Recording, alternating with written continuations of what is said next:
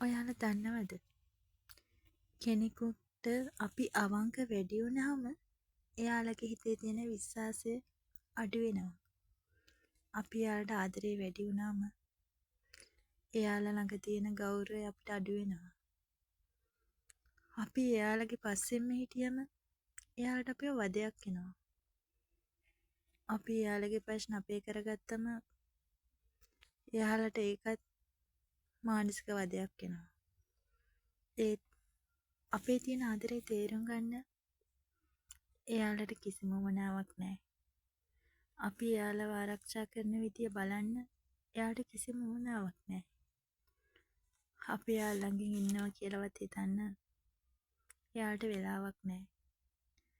ඒ කොච්චර වුණත් අපේ හිතේ එයාලා ගැන තියෙන ගෞරවය, ආදරය, පරිස්සම මොන දෙයකින්වත් බිඳින්නෙත් නැහැ. ගොඩක් අය හිතන්නේ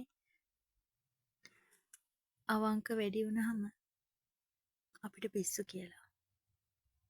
එකම කෙනෙක් පස්සෙන් ජීවත් වෙනකොට අපිට මානසික ලෙඩක් තියෙනවා කියලා.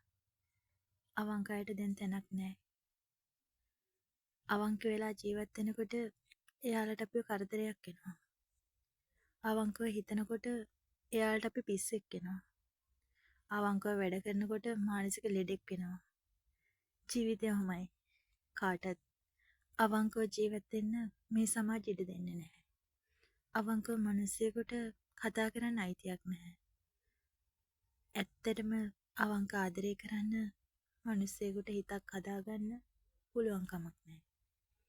එහෙම සමාජයක කොහොම කෙනෙක් වෙන්නද කියලා හිතාගන්න බැරුව අතරමං වෙලා ජීවත් වෙනවා. ඇත්තටම අවංක හිත්වලට අවංක වෙන්න, අවංකව ජීවත් වෙන අයට උදව්වක් වෙන්න, අවංකව තමන් ළඟ ඉන්න කෙනා පරිස්සම් කරගන්න. හැමදාම සතුටින් ඉන්න නම් ළඟ ඉන්න කෙනාව තේරුම් ගන්න.